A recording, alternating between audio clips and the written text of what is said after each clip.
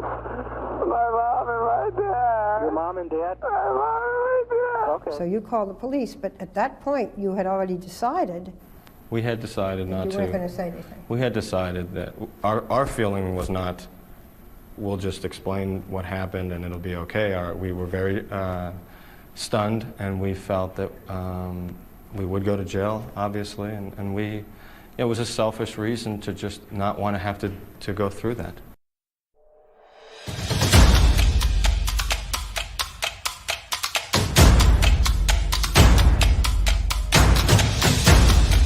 You are listening to the Roberta Glass True Crime Report, putting the true back in true crime.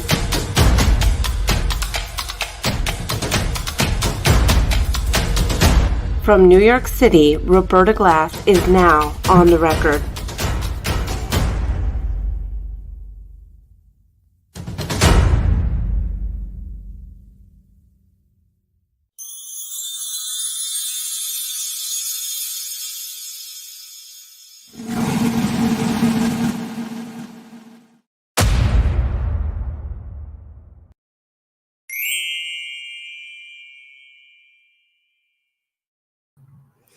Okay. How is everybody doing? Happy Saturday. Well, as I predicted, how could I have ever predicted that the Menendez brothers would get a resentencing hearing, meaning they're getting out? And I had been showing you what I thought was a PR offensive, all done in order to prepare us for this moment, all 11 days before George Gascon, the DA of Los Angeles. And I've talked a lot about George Gascon on this channel because he is really the architect of the soft on crime prosecutors. What do you call it? All the soft on crime prosecutors that are sweeping the country, that trend, he was really the architect of that trend. And I've been talking about how he said that he got $50 million to run former public defenders, former defense attorneys in DA races all over the country with the idea that once they got in office, they would not only not prosecute a lot of crimes, they would also get rid of certain things that make people get longer sentences. And meaning that once they got into office, their entire interest would be with people who they had convicted and freeing them, or people that they had to prosecute, making sure that they got the lowest sentence possible. And the way that they sell this is that they are getting rid of mass incarceration.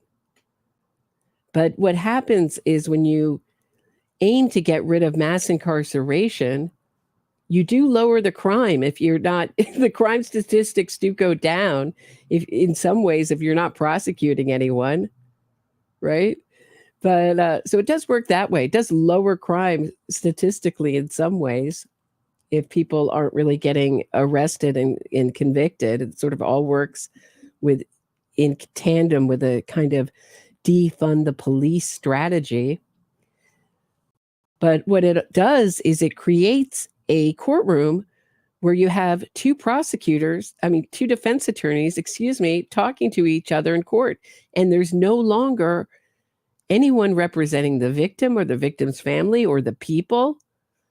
There's just two defense attorneys, and their entire interest is with the accused or the convicted. And there's zero support for the victim's family. George Gascon got rid of, that's the DA of Los Angeles who decided to essentially free the Menendez brothers. He got rid of the entire department that notifies the victim's family when their loved one's killer comes up for parole, to keep victims' family members out of parole hearings because they're so powerful. We all know how powerful victims' families' voices are. And not only that, is that he met with every single member of this Menendez. So last time we were talking, it was a PR press conference that Mark Garagos, who represents the Menendez brothers, had held with a bunch of members of the Menendez brothers family. It looked like a lot of extended family. The star jewel was Kitty's, the uncle calls him Kitty's turncoat sister. I agree. She really looks like a piece of work. That's just my opinion. I wouldn't want to sell her a pair of shoes or anything, that woman. She's the star jewel of the Menendez family because she was Kitty Menendez's sister. And if you look at pictures of them together, it's very awkward body language. I really wonder what the relationship was like there, if it was always strained. And we'll talk about a little bit later why family members join in on this, because they were represented as the victims' families, but they're also, in this case, the killer's family. So last time we were there, Mark Garagos held this press conference with all the Menendez brothers family, and George Gascon opened with open arms the Menendez brothers family and spoke with them so he could make his decision. But my view, the decision was already made. The family was put out to the public to get them ready for when George Gascon made this decision. And there's all sorts of falsehoods being told here. We'll get into it about how quickly he made his decision.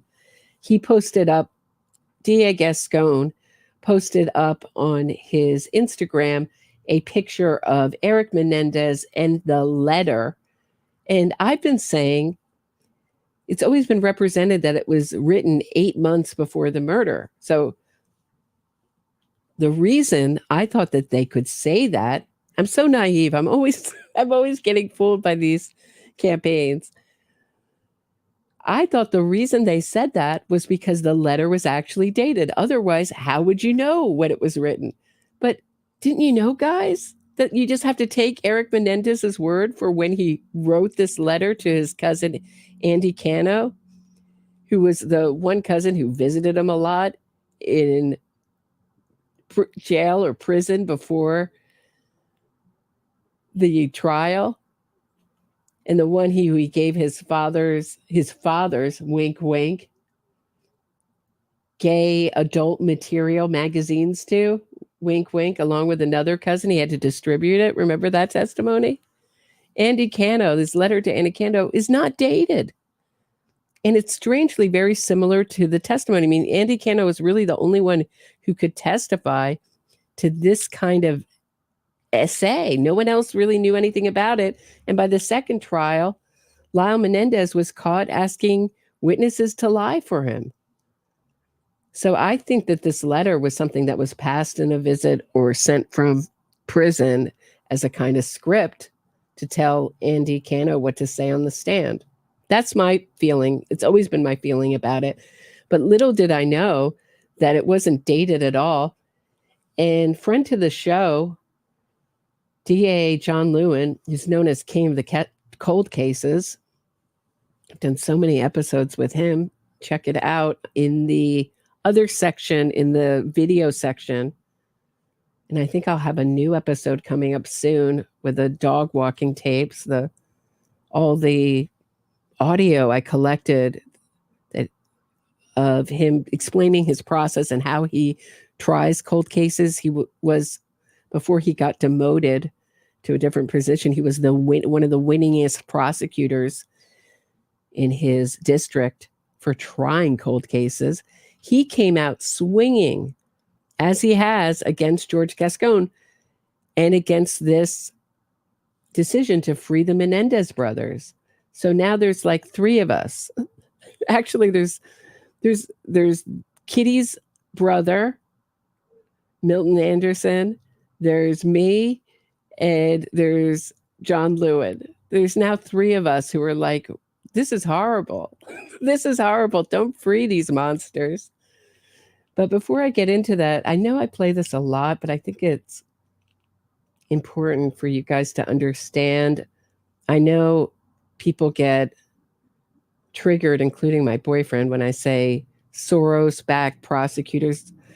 But this is what happened, is that George Gascon took $50 million via the ACLU from the Open Society Foundation. So the ACLU funneled it. The Open Society Foundation is George Soros's foundation, to run all these former defense attorneys as district attorney. And here he is talking about it. Let's take a listen. We literally started looking at the map of the U.S. and we were trying to identify strategically what are the urban centers where anybody that could be considered a progressive prosecutor. There were a couple of people that have been nibbling in some areas, but we just couldn't find one. So one of the conversations was then, how do we go about creating a movement here, which actually eventually led to Open Societies Foundation, which is George Soros Foundation, putting almost $50 million in 2014 through the ACLU to begin the movement. And people like Larry Krasner and others came to my office while they were running for office. In some cases, we identified people to run for office. And then many would come in after getting elected. They send their people in. So like, for instance, Larry's number 2, at one point spent almost a month going in and out of my office. So there it is, talking about the DA in Philadelphia, Larry Krasner, who also got a lot of money from out of state. About 70% of his campaign war chest was from out of state donors, one of them being the CEO's wife of Netflix. I believe her name is Patty Quillen. And she also is still giving George Gascon money. So I think my opinion about this is it's very similar to say, hey, we really hate losing, right? We're a basketball team and we really hate losing. What we could do is we could get everybody to suit up in the same uniforms and we could all, or maybe even just different uniforms, but we all get it in one basket. So that way we always win. So it's really a way of rigging our adversarial system. So, and it looks so good for this wrongful conviction movement because they can point to, well, the DA was totally on board in releasing someone like Adnan Syed with a bunch of totally bogus evidence. So that's another place where we had a soft on crime prosecutor who got some of this money, this $50 million that Gascon talked about, Marilyn Mosby, who left her office in a sea of fraud allegations, of which she eventually got convicted for. Have I lost you all? Guys, have I lost you? Anyway, it looks so good for the press to say, well, this guy has to be innocent because otherwise the prosecutor wouldn't be on board. But this is a whole different breed of prosecutor that we've never seen before, because who would even think of this? Who could even imagine this? In our wildest dreams, would we ever say, oh, hey guys, let's get a bunch of prosecutors to quit their job in the DA's office and work as defense attorneys and work against their client's best interest. So to make sure we get really long sentences for these criminals. I mean, that would have been a scandal. But since it's the other way, it hasn't been a scandal. But here is DA John Lewin, the king of the cold cases, talking about, he did 2 interviews with Fox News. And I just pulled the audio because they didn't. And made my own video. So take a listen. Take a listen to it.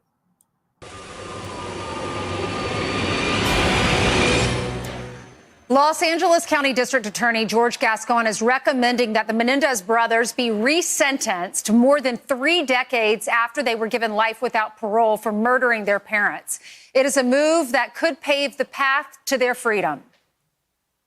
I believe that they have paid their debt to society, and the system provides a vehicle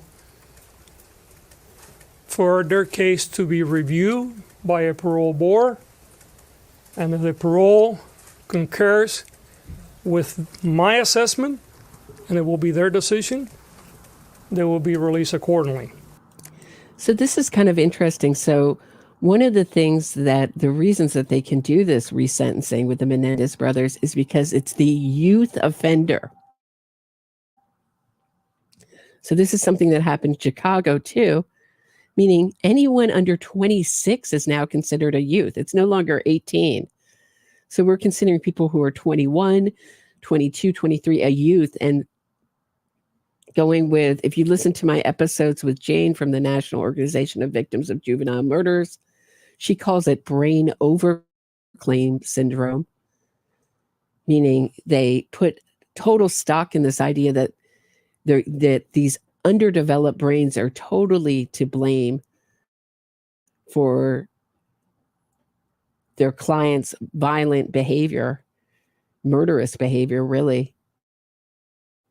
And there was a other study saying it really is way inflated, that your brain isn't fully developed, and they call it brain overclaim syndrome. So here we go. So now youths are no longer 18, 26. It's 26 and under, which I don't know. I mean, if you can buy alcohol and everything else, pretty much everything else is open to you after 21. I mean, does anything besides things like Social Security and things like that you get in your old age? Pretty much 21, right? But now 26 is like a new landmark. You've aged out of possibly getting resentenced. So get your murder done before 26. And from doing all these episodes with Jane from the National Organization of Victims of Juvenile Murderers, juveniles commit some of the worst crimes. Heinous, cruel, and if they get a life sentence, and they're working on getting rid of life sentences for juveniles all over the country, even in more conservative states, because it's so popular on both sides of the political aisle. But when you actually find out the details of these cases, it sounds great on the surface. Like, wow, these juveniles should be given a break. But if you're given a life sentence as a juvenile, it means you've done something so heinous, meaning your age is such a mitigating factor.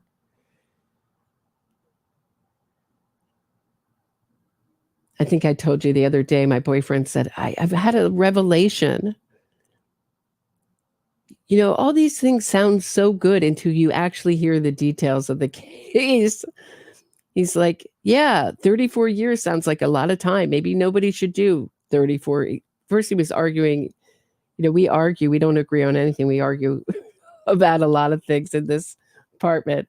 But he's like, it sounds so good. He goes, with these guys, not when you know about what they did, how they reloaded and they planned this thing meticulously. And then they went on a $1.78 million spending spree in today's money. You'll hear John Lewin add some details, some extra details about them breaking into the safe, looking for a will. They also broke into Jose's computer. I take a little poetic license with my song. They didn't rewrite Jose's will. They went and erased a file on his computer thought to be containing a will that he was replacing, because the word is that he was planning on disinheriting both Eric and Lyle Menendez. That's why it was so urgent. And that's really why they had to get rid of Kitty Menendez. And when the people who argue for this molestation claim it doesn't really answer the question, because the brothers in court argue that both their parents essayed them. It doesn't answer the question now what Kitty did, because there's zero evidence of that. And thank you to Victoria, who sent me Roy Rosello's affidavit. I really appreciate it. And I'll probably be doing a Patreon episode on that. It's absurd. Absurd. That's all I have to say. Totally unbelievable. And our next guest works under Gascon, but is now going public with his opposition to that resentencing recommendation. Los Angeles County Deputy DA John Lewin joins us now. Hey, John, thank you for joining us. Why are you against the resentencing? Good morning. Let me just say in advance that these are my personal opinions, do not in any way represent the district attorney's office. It's very simple, Ainsley. This is nothing more. George Gascon is in the process of suffering the worst and most humiliating defeat by an elected district attorney in probably the history of the United States. He's down 30 points. He has no money. And because of that, what he's had to do is to try and generate as much publicity as he can.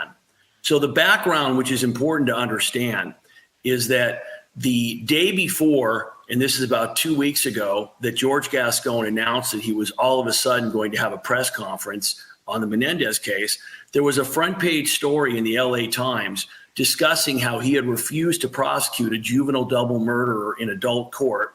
She had been slapped on the wrist, released, and murdered again. So all of a sudden, Gascon's got a problem. So he says, you know what, I'm going to go schedule this press conference. He has a press conference, and it was like Al Capone's empty vault. He has a presser where he doesn't actually say anything. He doesn't. Right, and this isn't the first time that George Gascon, who got himself elected to do this kind of stuff, it's been a disaster for LA. That's why he's down 30 points in the polls to an independent Nathan Hochman. He's released people who have reoffended. This is not the only, this case that Lewin, DA Lewin just talked about, isn't the first case where someone has reoffended. So when he says in his sentencing memo, it's in the episode's description that they're model prisoners and that they won't reoffend again. First of all, we know that they haven't been model prisoners. They've been caught with cell phones, etc., in prison. What they mean is, like, you know, we haven't, unless they're going to put up their entire behavior list in prison. I mean, we don't have access to that as the public. We have to take their word for it. And we know that these politicians lie when it's good for them, when they're pushing an agenda. And his agenda is that he's 30 points down in the polls, and he wants to piggyback on the Menendez documentary, which is really put out as another arm of the Menendez defense wing. It's totally told from the defense point of view. It won't tell you that Leslie Abramson had a case right before she represented Eric Menendez, where she represented a 17-year-old who shot his father in his sleep. His father's name was Oscar Salvatierra, and her client's name was Arnell Salvatierra. And she argued, drumroll, that he was terribly, horribly abused in the same ways that she claims that the Menendez brothers were. And that client was convicted of voluntary manslaughter and given probation, meaning no jail time, prison time, excuse me. So it was so successful in that she got hired for $1 million by the Menendez family. And even Leslie Abramson hasn't come out and said, I totally believe my clients. I believe them then as I believe them now, and let them out. I feel that what the courts did was unjust to sentence them to such a long sentence. No, she said, no, it's not going to be basically petitions and TikTok that's going to get them out. Only the courts can do it. Read between the lines, people. The way I see that is she's like, I know they're guilty as sin. I'm not going to lie for free now. Are you kidding? Are you kidding? You think I'm going to lie for free? Say what he's going to do. So in the meantime, he generates as much publicity as he can, free publicity, because he has no money. He's got $40,000. His opponent has $1.5 million. And so he has the press conference. And instead of doing what DAs are supposed to do, evaluate the facts, talk to the lawyers working on the case, George Gascon does not meet with the lawyer who is handling this case until the night before the press conference. It's the equivalent of basically, before you decide that you're going to take a trip, you buy airline tickets to the destination, and then afterwards you go, you know what, maybe I'll take a trip there. It makes no sense. It means that the meeting with the DA was completely pro forma. John, I get it. You think this is political, but I do want to talk about the case a little before we run out of time. Sure. Let me. So here's the situation with the case. Gascon has decided that he's going to resentence. The resentencing is based allegedly on the fact that Lyle and Eric.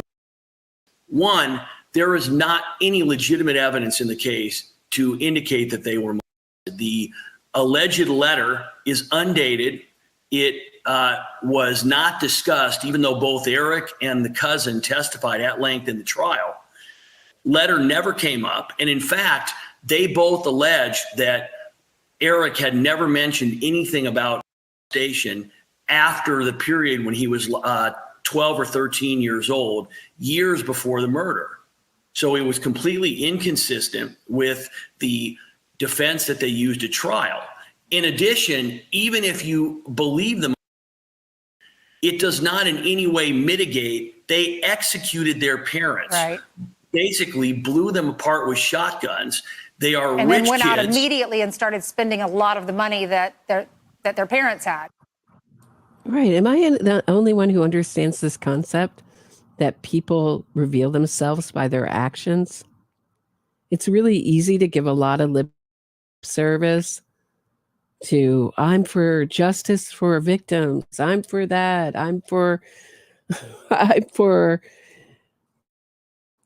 I feel terrible remorse. Look at people's actions. They went out the next day, broke into the safe. That's what Lewin's going to talk about next.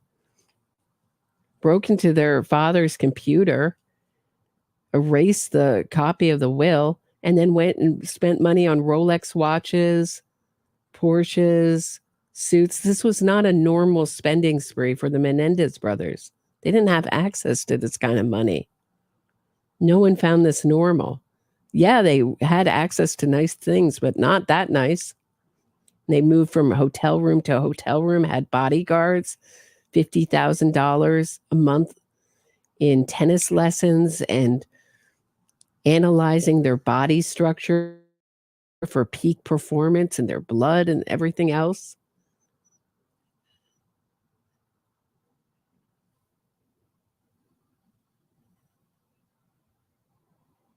So we've never seen a case where SA is claimed, and you have to remember that they were claiming imminent danger, that they were in imminent danger, that their parents were going to kill them. So you have to believe all those things, that their parents were going to kill them when they were eating ice cream and watching TV in the den. And the Menendez brothers came through the doors, opened the doors and came through. And meticulously planned it with an alibi, etc. They almost got away with it. I mean, they should really be in that show, I Almost Got Away with Murder. It should be I Almost Got Away with Murder, starring the Menendez brothers. It's like 7 months before the police before they got indicted. And that's only because Eric confessed. And then when he confessed and told Lyle was like, oh, now we're going to have to kill the Dr. Oziel, your therapist. And the whole reason Eric was in therapy is he had taken the blame for all the robberies they had been doing.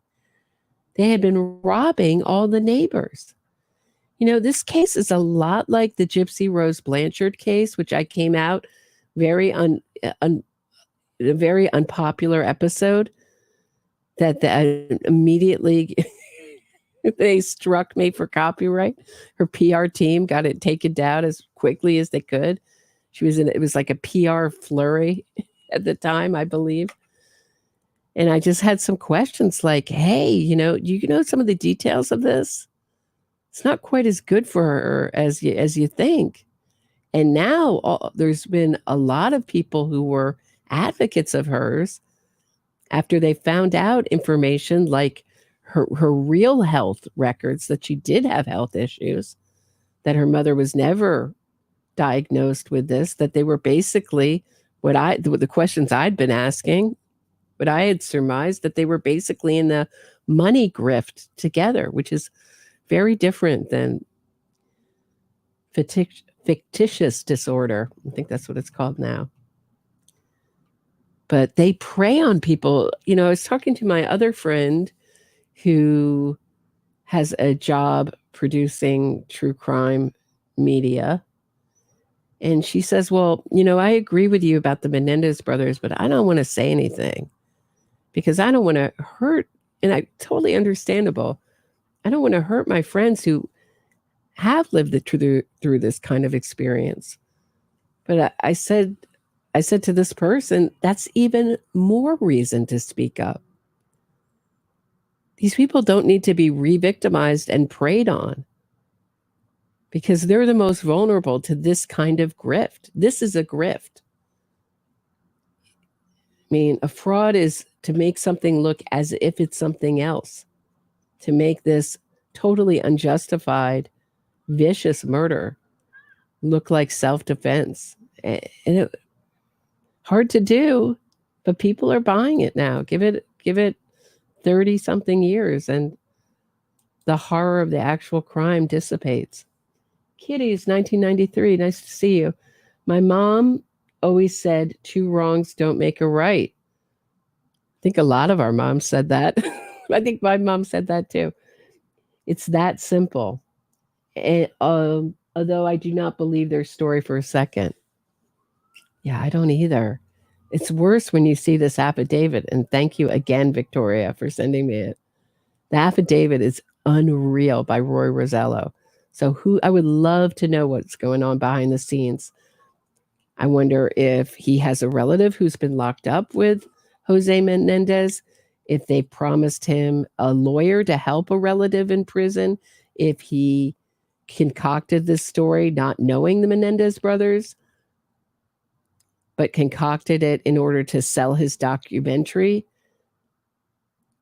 in contact with the Menendez brothers defense team. Watch A Murder in the Park, that documentary that will show you a lot of how these innocence fraud campaigns are put together behind the scenes. It's shocking. It's shocking. And one of the things, we'll get to it, but one of the things that the lawyer is asked by Ashley Banfield, she represents the uncle, meaning Kitty's brother, who doesn't believe that the Menendez brothers should get released and has been very vocal through his lawyer and in his own interviews. And Ashley Banfield asks this lawyer, well, why isn't the whole Menendez family, why are there people who support them? And that's an impossible thing to answer. You don't know who's supporting. You don't know, and without looking at the entire Menendez family extended family tree, you don't know. And going undercover behind the scenes and maybe bugging their house and finding out how they really secretly feel, you don't know. We just know what's shown to us. And it's a really easy trap to fall into, to believe that everything, that you're being shown everything, and that what you're shown is reliable or real, like Roy Rosello's affidavit. You don't know if there's been public pressure on this family from within. And people are herd animals.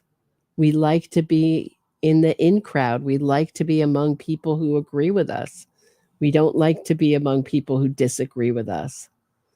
So people who may have thought in that family, like, I don't want them I don't want them out.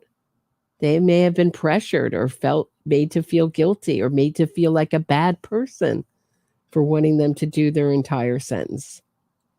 That's certainly something I've seen go on behind the scenes. It's that they'll pressure eyewitnesses to change their story with extreme guilt, or even victims to change their story and say, oh no, you've got it wrong. And they will overrepresent, how do you say that? The strength, meaning they'll misrepresent the strength of the evidence they have of innocence to get a victim to say that they were mistaken. It's a pretty sophisticated PR offensive that they can do in these. Not only that, they ended up spending a bunch of money, and they opened the safe the next morning because they were very worried that there was a will. Mm-hmm. And the reason that, again, this is being done at the same time is that George Gascon has 15,000 unfiled cases, including a bunch of sex cases that he's not paying attention to at all because they don't generate publicity. Right. This is a publicity stunt designed to, basically bait and switch the electorate. Uh-huh. And in the end, you've got two very rich defendants who brutally murdered their parents, who he is trying to let out. They are not rehabilitated because they continue to lie about the facts of what occurred. And although our legislature here in California and George Gascon want to free every single individual who's in prison, resentencing is very important. This is just not the case. These are not the individuals, and George Gascon should not be the person making these decisions. Well, we're out of time, but we want to have you back because I'm interested in why resentencing? Why not just a new trial? Because then they can submit this evidence that they say they have that's an Right. Well, what they mean is that the court can evaluate the strength of the evidence, and that you could cross-examine Roy Rosello, which is cross-examinations often called the engine of truth. But they don't really want that. In so many of these exonerations, the evidence is never really evaluated. And so often it just hangs there like, who did this? It's like the answer is not this person. Well, who killed Haymon Lee? Just not Adnan Syed, even though all the other evidence points to him. And certainly everything you presented in court, like the DNA on Haymon Lee's shoes, not on her feet at the time, not even that, but that were in the back of her car, that represents new suspects. When we know from the accomplice that the Adnan Syed wore gloves. And one of the new suspects was a mentor of Adnan Syed, his wife, talking about how the mentor talked about Adnan Syed harassing the victim, Haymon Lee, before murder. So one of the new suspects that released Adnan Syed, and he's now in this odd position where he's out teaching at Georgetown University, along with another unexonerated killer who got out, Marty Tankleff. He's teaching college kids, and he's a convicted killer. And no one's saying, hey, I don't want my kid taught by a killer.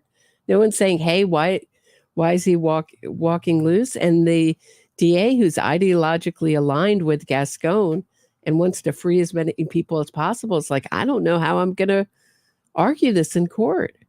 I have to stand behind this stuff that was written by a bunch of college students who are part of the Innocence Project group, wrote the DA's submission. I don't know how I'm going to have to stand behind this. I don't know what I'm going to say. So it may end up, him taking an Alford plea or something. I don't know. That's how I've always thought it was going to end.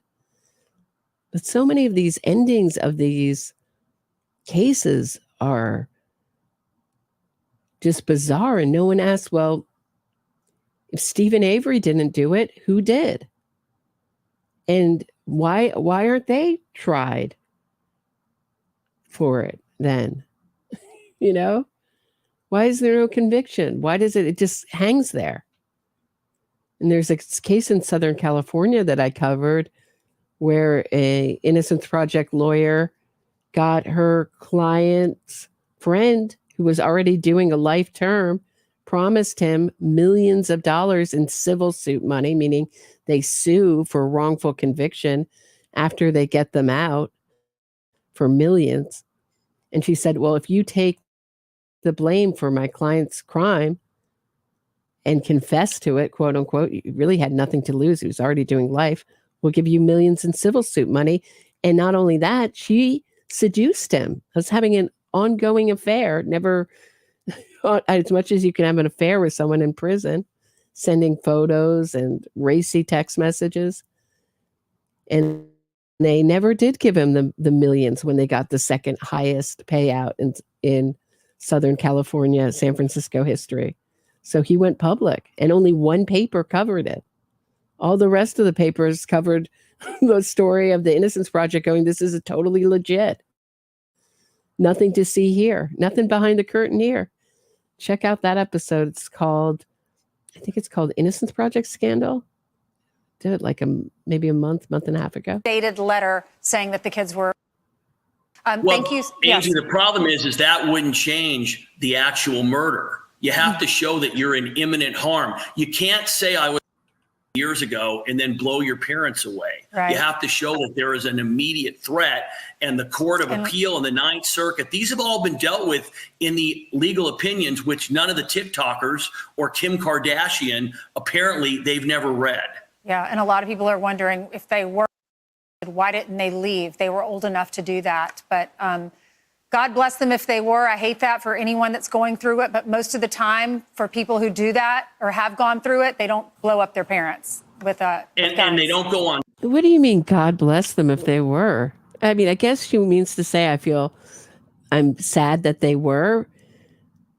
But most people don't go on to kill their parents when they're adults with driver's license and access to cars that they took to get guns and ammunition, and then wanted to go to the gun range and practice so they didn't miss the guns that they reloaded. I guess Lyle reloaded so they could go back and make sure that their mother, Kitty, who had done nothing, we all know there's no evidence of her doing anything except from Eric and Lyle's testimony.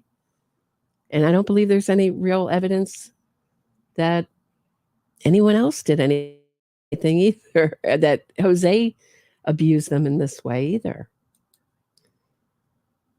Kiddies, you've been a member, no need to investigate, just believe them. Yeah. Right. They don't want a retrial. They just want to push it through. They want to do a trial by public relations. This is our new justice system. Release a documentary, get everyone riled up. Don't put any of this stuff through the testing of our court system. Guys, Roy Rosello already gave his testimony in a documentary.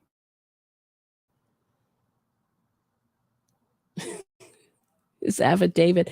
I mean, why would you, if you are out to essay your client, okay? Because he was in Menudo and Jose Menendez was an executive, right, at the record company that signed Menudo. Why, and you're both in New York, why you wouldn't just do this if you're going to do a Bill Cosby, that technique? Why wouldn't you just take him to a hotel room and then return him to his hotel room in New York or his tour bus? Why would you take him in a limo with the manager all the way on an hour and 15 to 20 minute limo ride to your home in Princeton, New Jersey, where your kids and wife are? And he calls them kids, but I believe they were teenagers then. He says the boys, right? Which I thought was a problem. do all this in front of your wife and then throw him in the limo. And there's not one detail about the decorations in the home or anything that can be verified. There's not one sort of real memory. It's all like, it sounds made up. I hate to call someone a liar, but I think he's a liar. Spending sprees and right. open safes. You're right. This is not how individuals who are, it's not how they act. Thank you so much. Have a great weekend. Okay, so we have these are the legal paperwork now officially filed. So Lewin didn't just do that interview, he did another interview too. This is a shorter one, again with Fox News. And it's really interesting to me that it's only like one station, right? One station has any of the real, it's like News Nation and Fox News has any of the naysaying on. The rest is like 100% of the time defense attorneys cheering this on. In Los Angeles, where DA George Gascon is asking a judge to reduce the life sentences for Lyle and Eric Menendez, meaning they could be soon eligible for parole. The two brothers, all smiles, in new mugshots taken earlier this month by a California Department of Corrections photographer. As their attorney says, he's cautiously optimistic about their release. Our next guest, who works under Gascon, says his boss is just trying to generate publicity ahead of his re-election bid. Los Angeles County Deputy DA John Lewin joins us now. Let's start with motivations, John. Thanks for being with us. So thank you for having me. Your contention is Gascon's in a race, a re-election campaign. This case, it's got Netflix, docuseries, dramas, documentaries all over the place. A lot of publicity around it. This is a political play for George Gascon. Well, George Gascon is right now trailing by 30 points. His opponent has raised more than $2.5 million. Gascon currently has $40,000 cash on hand. He has no money for anything, and he's being humiliated with this re-election campaign. So when the LA Times was about to publish a very negative story about how he had let a juvenile double murder out and she had then murdered again, he quickly emails out information that he's going to do a press release on the Menendez case out of nowhere, does it a couple of days later, and then doesn't tell anybody anything. Now, without having thoroughly and carefully reviewed the actual facts of the case, he's going to ask for resentencing, apparently at the request of people like Kim Kardashian and Rosie O'Donnell, two of the leading legal scholars in this nation. That's a fair characterization, if you could pick up the intended sarcasm. I also think the point you're making about the way this was thrown together does reveal part of the motivations. This came together very quickly and thrown out there with a press conference very quickly. But I do want to ask you this, because you are a prosecutor. Set aside the motivations for just a moment of George Gascon. Is it a just call for resentencing? We've had a debate here this morning on Fox and Friends between two attorneys.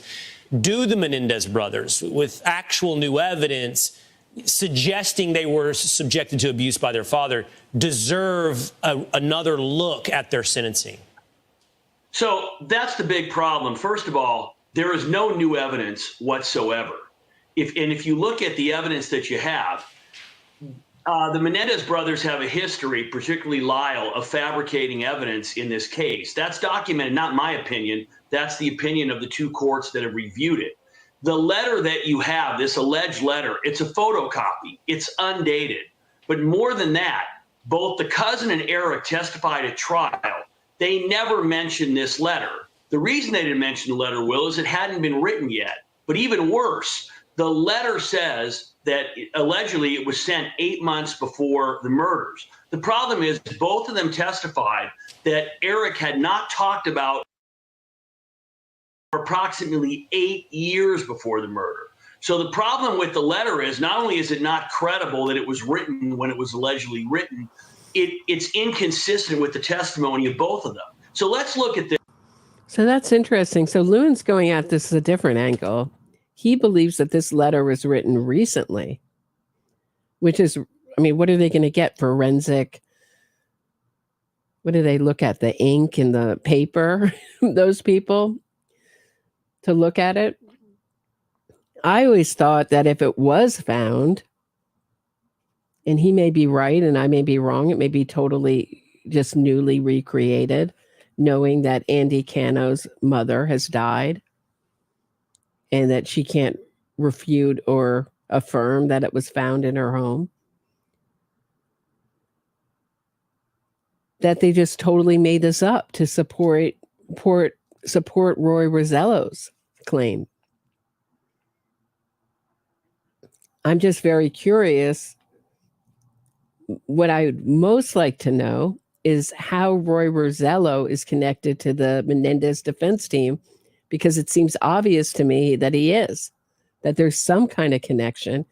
Either he was friendly with the Menendez brothers while he was in Menudo, and he's getting something out of it.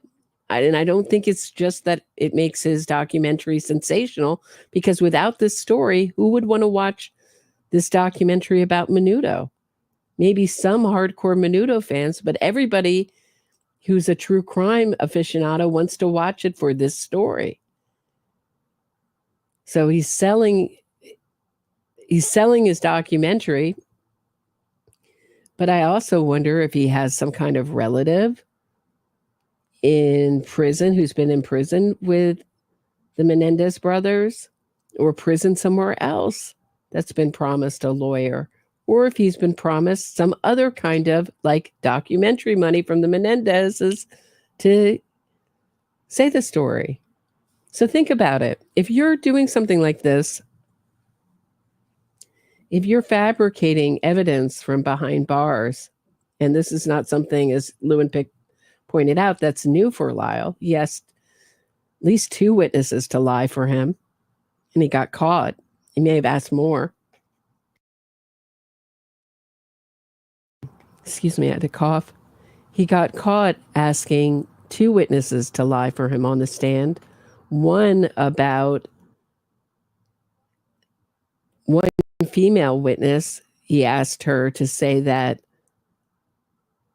Jose had done the worst thing that you can do to a woman, not besides killing her.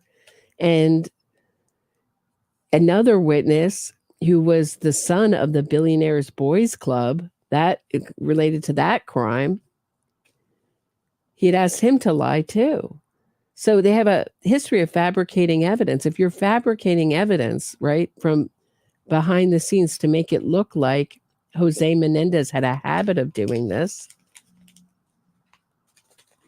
it's going to be worth it for your freedom. What's your freedom worth? Right? And more often than not, they offer things like book money, documentary money, settlement money. And so often they just walk off and don't pay it, like what happened in Southern California. But I mean, what's your freedom worth to you if you're a killer behind bars? I'm just curious as to how it came about, what the connections are that connected them. Have they always been in touch? Has he been on the visitor list with Lyle or Eric? Or is it some other kind of connection?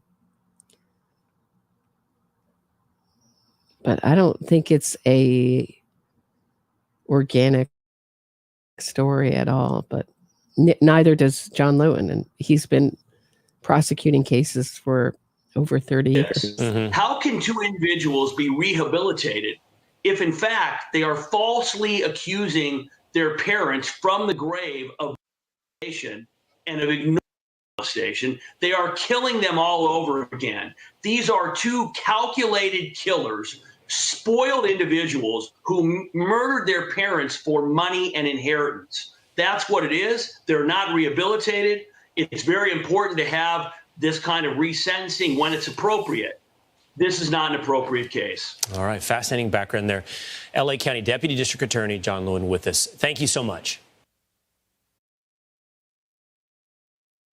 That is the king of the cold cases himself, friend to this show, DA John Lewin, who's been on so many times. There's a new episode with him, my dog walking series. It's more like a podcast It's on my podcast called King of the Cold Cases Tells. I think it's it's called like Jink Prosecutor Tells All. The dog walking tapes, part 1 and 2. And the last one is a really interesting episode. And people really like that one about him going up against memory expert Elizabeth Loftus in an epic cross-examination that has been used in so many trials,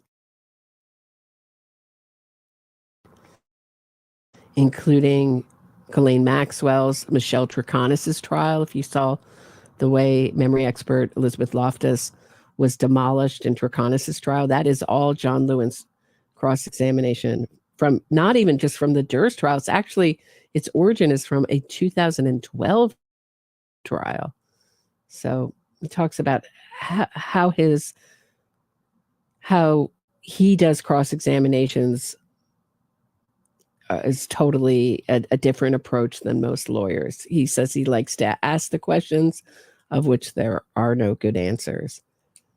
And his cross-examinations are notoriously long and unconventional and fascinating to watch if you're a fan. If you're not a fan, you think he's a bully and you find him an egotistical bully, you know? But if you love him, you find him iconoclastic and original and fascinating to watch. So, you know, he's definitely so divisive in true crime. As many people were watching the Durst trial were like, he's amazing. There's the other half saying, oh, Durst is going to get off because he's so likable and the prosecutor is so unlikable. What else do we have? We have, so it's like me, John Lewin, and add Judge Janine Pirro. What a bunch, right? What a collection. So Judge Janine went on the record and said, this is terrible. We can't try people by documentary, as if this is just like a new. Mia, are you asking a question? Hold on 1 second. When convicts are up for parole, don't they have to take full accountability? Yes, they do, but not if you have a documentary and a multi-million-dollar defense team. That's one thing that Heyman Lee's mother wisely said to Adnan Syed. I'm totally will support him getting out if he stands up and says that he did it. Just that he did it. And she just knew him. I think she wisely said that because she knows he never takes responsibility for anything and accountability for anything.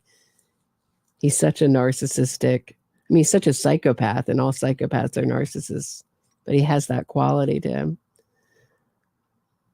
So don't they have to take full accountability for their crime they were convicted of on the parole board? But this isn't parole anymore. Now you have to rethink it. So you have to think about it like now the DA is now part of the defense. There is no prosecutor there anymore. All these rules are out the window. They just will it's more like get them out by any means necessary. Hook or crook. Like honest, and usually it's really dishonest ways. Make it look like there's really some compelling evidence that they should be out. Just push it out. Get the public behind it. Push it out. They just want them out. Make it look as if that this wasn't really examined in 1993, that what the Menendez or the Menendez supporters, sometimes called the Menendez, like to say, is that in the second trial, there was no evidence of SA presented. That is not true. It was just limited a bit. The first trial, the whole trial was all over the place. And I believe that one juror who wrote a book who was on team Eric Menendez, totally. So Leslie Abramson, Eric's lawyer, had a dinner party for all the people who voted for lesser charges. And they were all women at her house where Eric called up himself. And she wrote a book, and I believe she showed up at this press conference. And she's been giving interviews championing this and saying that we didn't understand this kind of stuff, like it was the Dark Ages. We didn't have pencils back then. We didn't have books. We couldn't read back then. We didn't have language. We couldn't understand these topics back then. We couldn't understand that this happened to men. It's absurd, patently absurd. This was the most talked about, most debated true crime case. And it looks like, you know, the phrase everything old is new again, or I mean, this looks like it's 1993 all over again. And it's the same kinds of young feeling women and personality disordered people that are getting behind the Menendez brothers. Some are a little broken. Some are letting their emotions get the best of them. And apparently Rosie O'Donnell supports Casey Anthony. I think she's innocent. I didn't know that. Let's take a listen to Judge Jeanine Pirro, what she has to say. Let's go right to William LaJeunesse to break it all down. William. Well, Jesse, it doesn't mean they'll be released immediately, but they could in a matter of weeks or maybe a month or so. So this recommendation for resentencing will now go before a judge. That judge will hear any mitigating circumstances of the crime, which of course has now come up with this new letter and this new victim coming forward. But also there are some objections, some from family members that will oppose their release. But what Gascon said here is, listen, they were originally sentenced to life without parole. Now he wants that charge, in a sense, be released to murder, which has... George Gascon is like, can't we just tell Uncle Milton that the resentencing hearing is like 3 months from now, when it's really next Tuesday? Can't we just tell him that it's far off so he won't show up?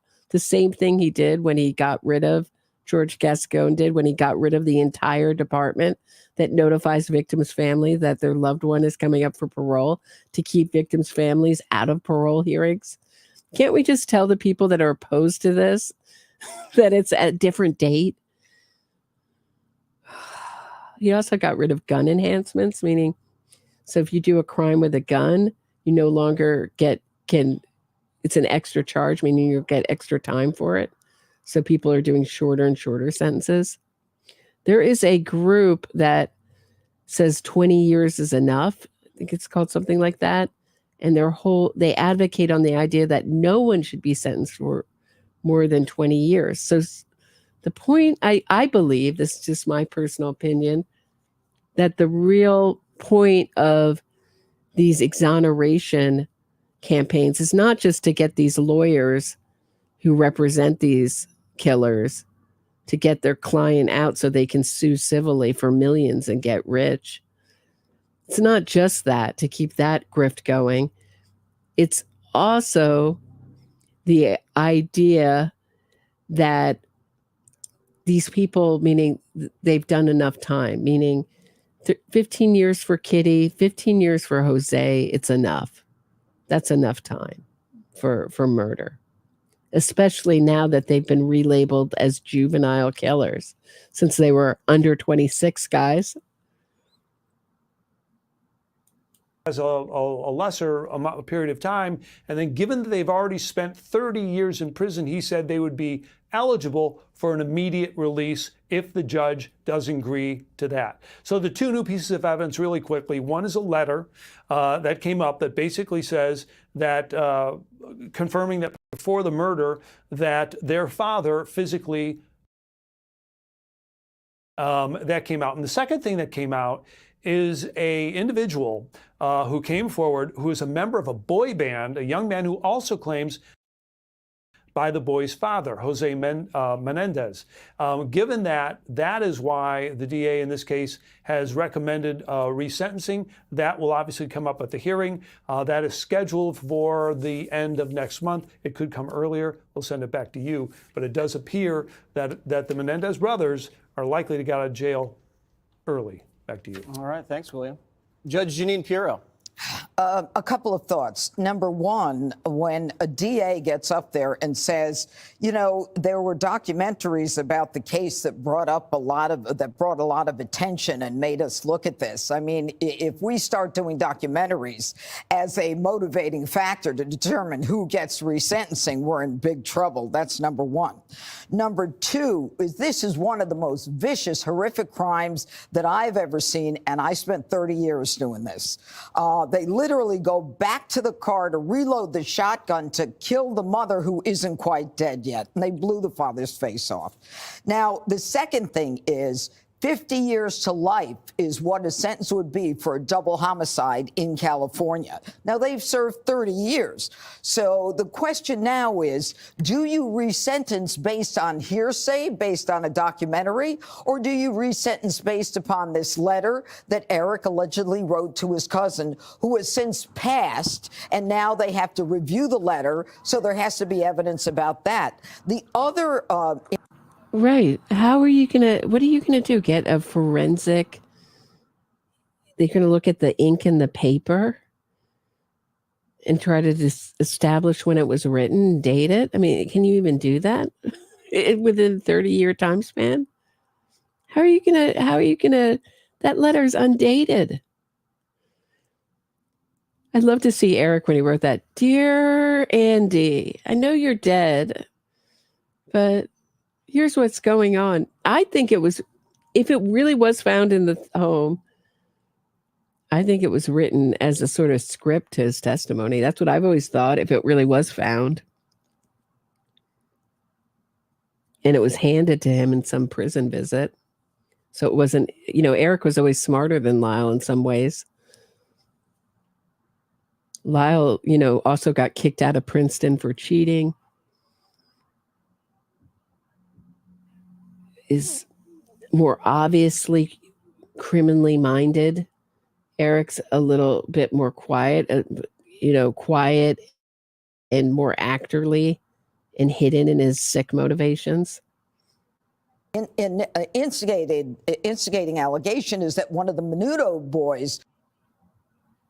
There has to be testimony regarding that. And the only way we do this is through the classic truth testing, and that's cross-examination.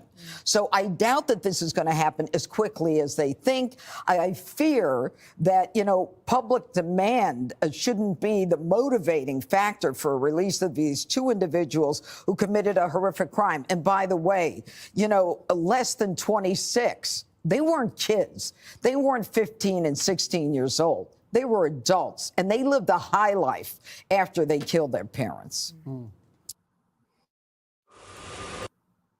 Right? And I mean, and what's to say that Eric does, I don't know.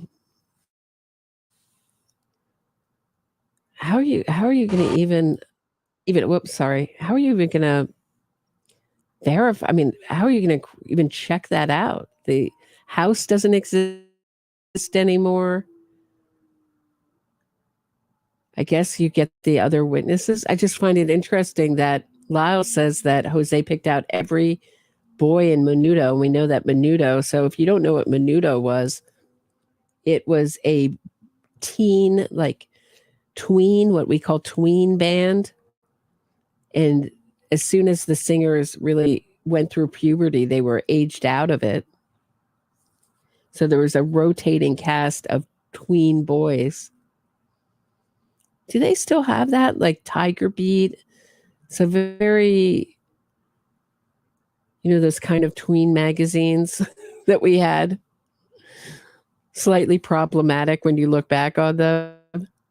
They're sort of like, how do you say it? Sort of like the romance novels kind of thing. Pinups, they used to have like posters in them. Like Corey Feldman and River Phoenix. I'm really aging myself here. But so Lyle says that Jose Menendez was in charge of essentially picking who would be the next Menudo member. And Roy Rosello is the only Menudo member that this happened to. So wouldn't you think that if this was a habit, as Mark Garrigo says, that he had a pattern, that he only did this in his home with his wife there, with his wife and his kids there? And you know, kids are so curious about other kids, even teenagers, like, yo, dad, who is this like 14-year-old? What's going on? The mother say, just drink up all the wine. The mother would say nothing. That's how the beginning of the affidavit started. He told me it was very expensive wine and to drink the entire glass. And where was the mother in all of this?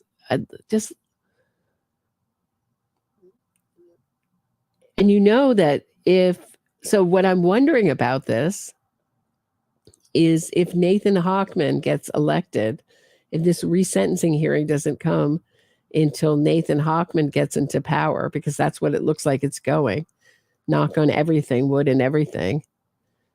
He's been supported by both parties. Everyone is tired of Gascon. You heard Lewin say he used to have a huge war chest. This time around, people are like, no thanks. The only one who still wants to give him money is it Patricia Quillen, who is the wife of the CEO of Netflix, who's very into this restorative justice movement. If you've ever wondered why there's so many documentaries on Netflix about wrongfully convicted people, etc., there's your answer. They're ideologically aligned with this movement and determined to push it forward. So this time around, he doesn't have the support. If Nathan Hochman does this, how is he going to do this? I mean, I can see if they can push this through fast, they'll pick a judge that they know is on board to do it. And they'll have the cameras ready outside the courtroom for the Menendez brothers getting out. And that's the big money shot that they arrange for, that the press is totally there for when the Menendez brothers get released. And because it is like crack cocaine to America. We cannot get enough of those shots of people who've been imprisoned for decades getting out of the courtroom and hugging their loved ones. We don't want to think about what they did. And in this case, it's going to be interesting because you'll see in this other interview, they're asked about innocence. It's not an innocent situation.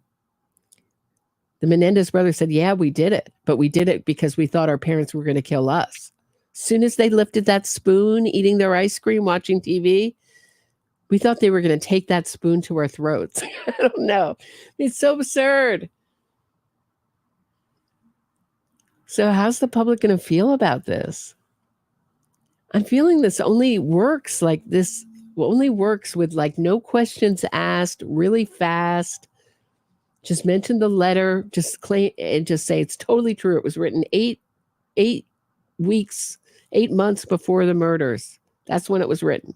Not Eric says it was written 8 months before the murders. It's undated and no stamped envelope on it. We don't know where it came from, really. We don't know what the chain of command on it really is.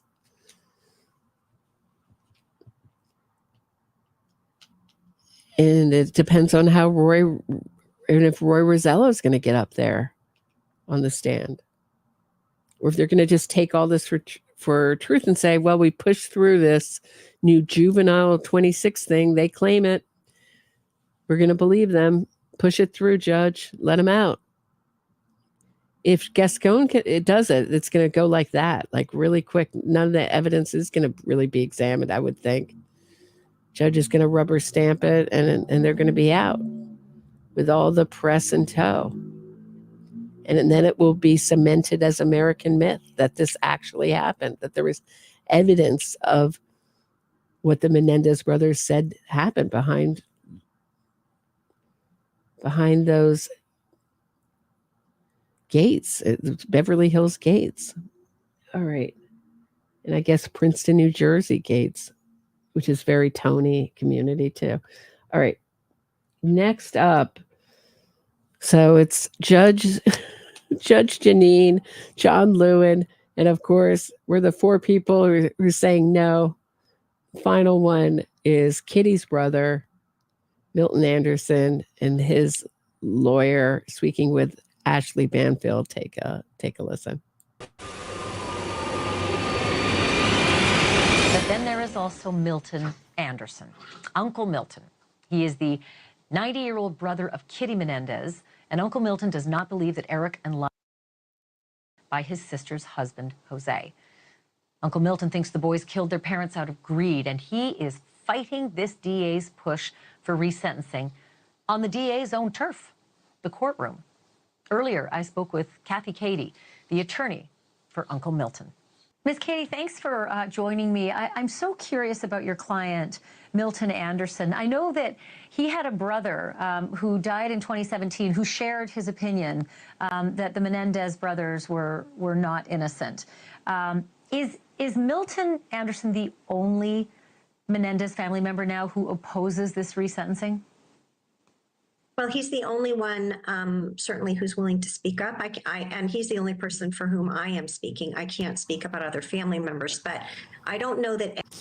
I had a fight, sort of a back and forth. I wouldn't call it a fight, but a back and forth with a Menendez in the comment section, and she was saying, well, the only person that opposes this is the uncle.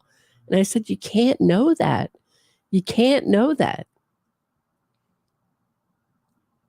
It's the only one who's public, but you can't know how the family really feels. You can't even know how the family really feels amongst the people who stood behind there at the press conference. You don't know what the family dynamics are. If people have been pressured and guilted, you just don't know. But what Ashley Banfield, who I think has some of the worst true crime coverage, but kudos for her for having Kathy on, is what she's saying is, I feel so good for the family. If this is what the family wants, because they're being presented as the victim's family, shouldn't I feel good about this? She's really saying, how should the public feel about this? What's the moral position to have? And really, it comes down to, is our new moral position going to be that you can plan and execute a double murder and spend your parents' millions and get witnesses to lie for you and hire a multi-million-dollar defense, all to claim and get convicted by a jury of your peers, all to have it undone by a documentary and a PR offensive 30 years later, and be accepted as victims. And the people that are told that are immoral and cruel and sort of fascistic and love to see people locked up are this side of the aisle. It's not that we want to see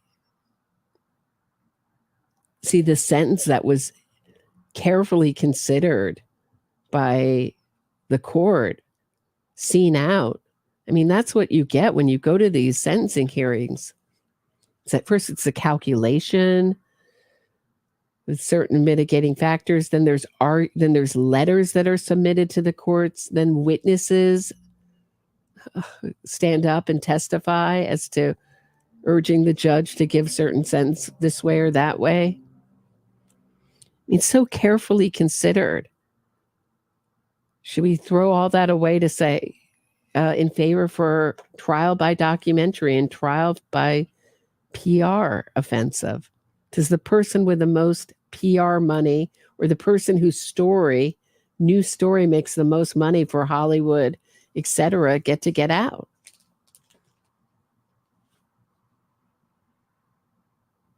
Any of the family members actually have an opinion that the brothers are innocent. It's my understanding that the other family members just think that they should be released or have an opportunity for a release. And certainly Mr. Anderson does not believe that they were innocent. He knows. So did you catch that? She said, so Ashley Banfield asked, so is he the only one who thinks that they're not innocent? So Ashley Banfield has done so many of these exoneration stories that she thinks it's about innocence or guilt. This is beyond that. They've admitted they did it. It's not about innocence or guilt. It's about, I guess, from their side, is their new story a mitigating factor? But it was so considered 30 years ago. And the courts deemed it to have no evidence to support it.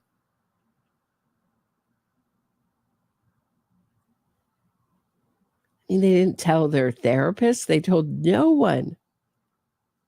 I mean, if you know, there's just no evidence that this happened. And in fact, they asked people to lie to support it. How many victims do that? And then spend their parents' money? Was that they murdered his sister, Kitty, and her husband. And I think you're right. The word isn't innocent. It's more not guilty of perhaps first-degree murder with a sentence of life, no parole. That seems to be where the discrepancy is. But I'm still trying to get my head around how Jose's own sister, Marta, and Kitty's sister, Joan, that's Milton's sister as well, and about 29 or so other family members all feel differently than Milton. Does he know something that they don't know? Where is the disconnect? And do they at all speak?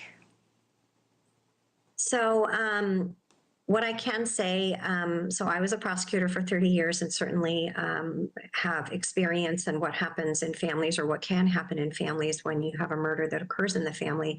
Unfortunately, it is not uncommon for there to be somewhat of a rift, and that appears to be what happened in this case. I'm not here to talk about how the other people feel, and they certainly are justified in however they feel regarding this case. But what I know is that Milton Anderson stands firm in his belief that he doesn't think that Eric or Lyle.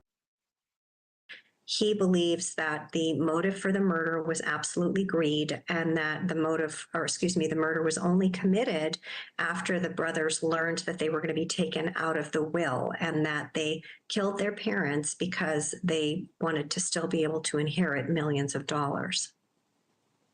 So Uncle Milton, as the boys would have called him, he visited Eric and Lyle in jail after their arrest. When did things change, and why did things change? Well, I'm not able to go back to 30-some years ago to say exactly when that occurred. What I can say is that Mr. Anderson, it's his firm belief that the essentially concocted by the defense attorney, Leslie Abramson, and he believes that it did not occur. And furthermore, there were two witnesses that the brothers asked to come into court and lie at the trial. And one of them was a woman, a friend of the boys, who they asked to come in and say that she had been by their dad, and that was a lie, and she didn't come in and testify about that. What she testified about is that they asked her to lie for them. And there was another witness who was also asked to lie about a different aspect of the case. So even when this all was occurring during the jury trial, Eric and Lyle were asking at least two people that we know of to lie for them at the trial. And that does make the other testimony that they introduced a little bit suspect, and certainly that is, I think, why Mr. Anderson doesn't believe that it's true. During the second trial, where there was still quite a bit of evidence that came in about this claimed, apparently the jury didn't believe it, and it didn't rise to the level of any kind of a defense that could be used in the trial. So at this point in time for resentencing, the law regarding resentencing is that if a person was abused when they were a child, that can be a consideration for the district attorney to use in terms of a resentencing. So the issue is is that legitimate evidence? And what I can say is, even as Mr. Gascon has said, there is apparently quite a bit of differing opinion in the district attorney's office. And what is most upsetting is that what he announced yesterday is that he had only made his decision an hour before the press conference that he called 11 days before his reelection. Okay. So you want to see some of George Gascon's press conference? Apparently he says that they're totally rehabilitated and he's released 4 people and he's released a lot of people who've done this kind of crime, meaning murdered, and that only like 4 have gone on to reoffend. It's like, oh, that's a good track record there, George Gascon. Can't remember if it was this one or the one before where he announced sort of vaguely that he planned to do this. So the way that this went is first George Gascon announced that he was thinking about it, contemplating this. But Garagos, who has such a big mouth, meaning the Menendez brothers' lawyer, Mark Garagos, who I had I don't know if it was a pleasure, it was certainly compelling to watch. I watched him in court represent Claire Bronfman. She was charged in her crimes for her crimes connected to the NXIVM cult. Michael Avenatti and Mark Garagos teamed up to represent Claire Bronfman. And that's where Michael Avenatti got that Nike, that he was, how do you say it? Blackmailing Nike, essentially. Those charges. And apparently his sentence is going to be squashed. Michael Avenatti. Just got word from my friend, sent it to me, that his 34-year sentence is getting thrown out. Unbelievable. So one of the jobs, if you don't know, one of the jobs that the DA does is that not only to just prosecute these crimes, but protect their convictions. So for a good example, it would be Charlie Adelson is now challenging his conviction. And they have to answer these challenges. And it's like, no, this is nonsense. And I'm going to have to talk about that in a different, my feelings on that. But I see people repeating it like, oh, he deserves a new trial, wasn't fair. Saying that has merit, sort of kind of knee jerk. Just because his mother, Donna Adelson's conviction was thrown out the way not conviction was thrown out, her trial was moved, excuse me. So when there's no one there to protect these convictions,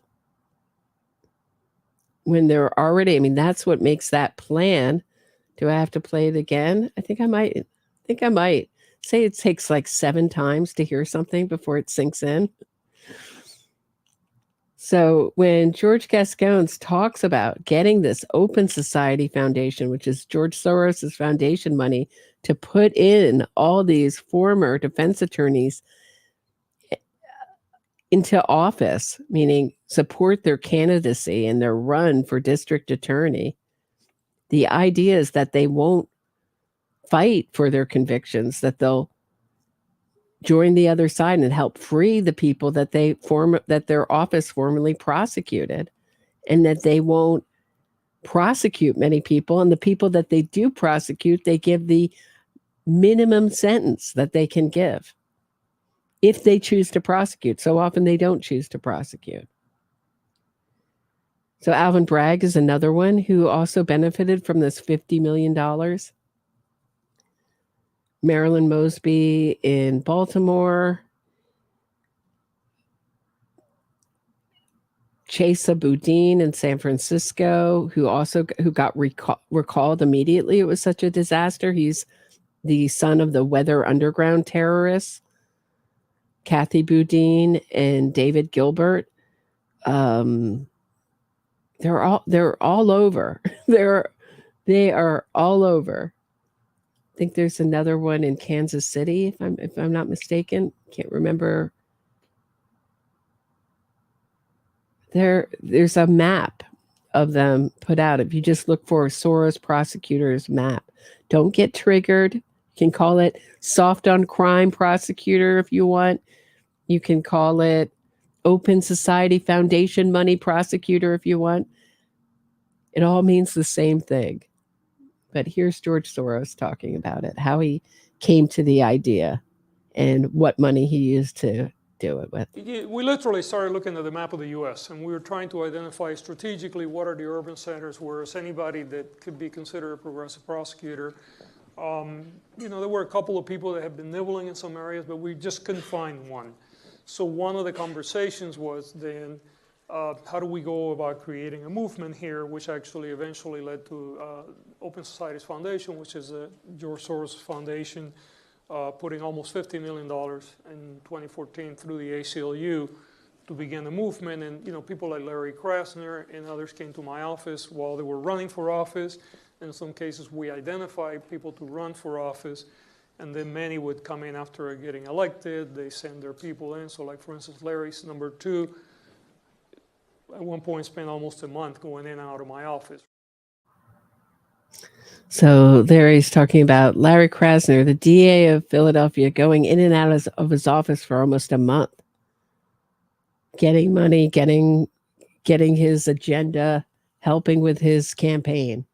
It was headquarters. It was totally from the brainchild of, done with Open Society Foundation money, but totally from the brainchild, evil brain of DA George Gascon, who is now 30 points behind in the polls to Nathan Hochman, who's running as an independent.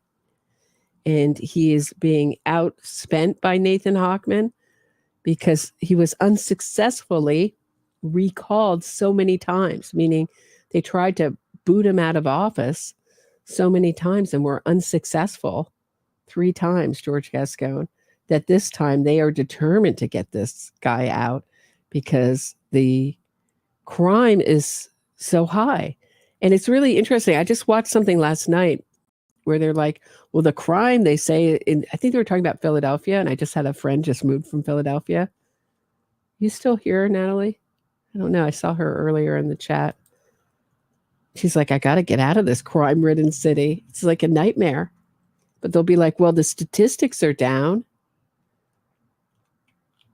Actual Justice Warrior does a good job with those statistics, making sense of them, what they really mean. And I know I think it was it the FBI or someone else put together a whole list of crime statistics that didn't include our most crime-ridden cities. So there is a kind of gaslighting going on about the amount of crime. Certainly New York crime has gone crazy since Bragg. I mean, it's just, you can feel it, the difference. And just the stories that are being reported, the general vibe. But here's Gascon at the event. And I wanted to show you this one because it took 45 minutes for him to show up. And in that 45 minutes, who is it? It was the local news, just went absolutely full Menendez, supporting every Menendez talking point, hyping the audience up because they knew that was going to be their audience, the free Menendez people listening, hyping them up. And the same family members that we saw at the press conference are here for this, that gave their own press conference, are here for this press conference of DA Gascon. So pay attention to who's running for DA. It's a lot of people don't even tend to vote in those races. And it can have a serious effect on quality of life and how your city or town is run as far as the legal system. So pay attention.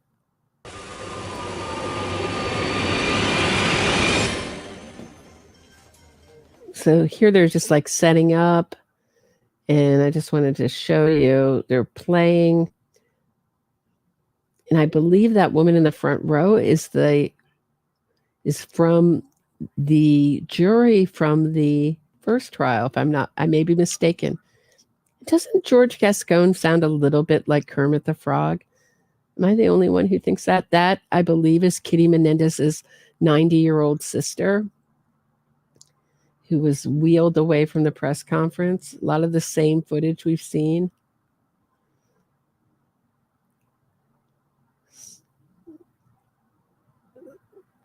And there's his staff all around him. And it's just a very odd vibe here amongst him and his staff. Check it out. He's known as someone who, a lot of the people that suck up to him, he'll fire, and the people who don't agree with his policies but go along to get along end up getting fired anyway. His right-hand woman just got, I think it was 7 felony charges. Excuse me if I'm wrong about how many. I played that before. Diana. Approach the podium. Hold on one second. I'll tell you her name. Her name is, hold on one second. I'll tell you what her name was. I just played that the other day.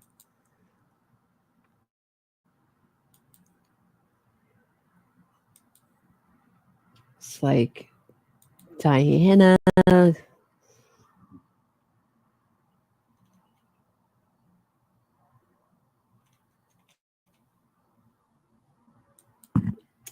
Oh, I'll come back to you.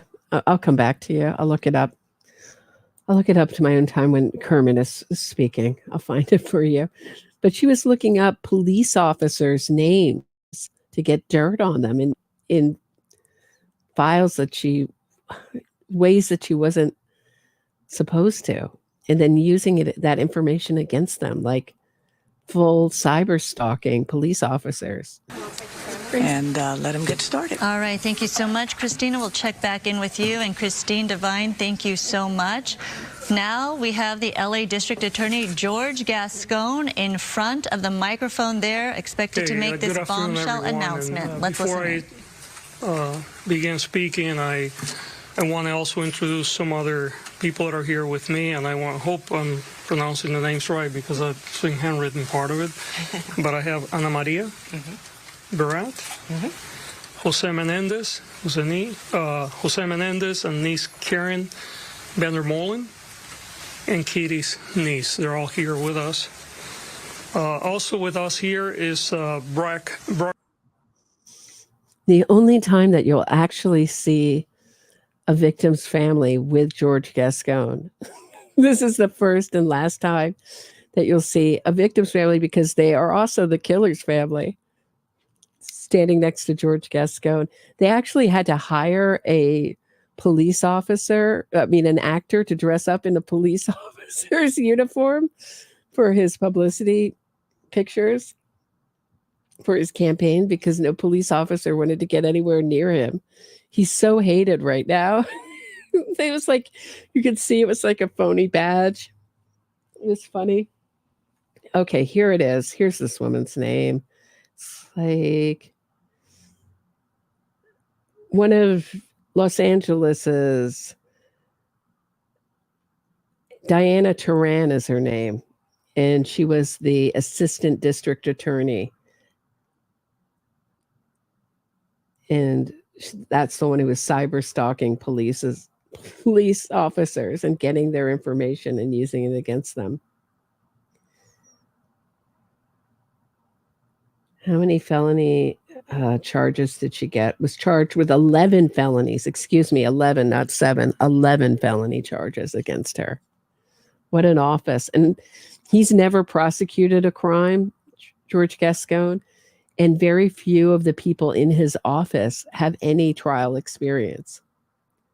So it's like a disaster over there is what I hear. Just one disaster after another. And he's being sued for retaliatory transfer, not just by DA Lewin, but by dozens of prosecutors.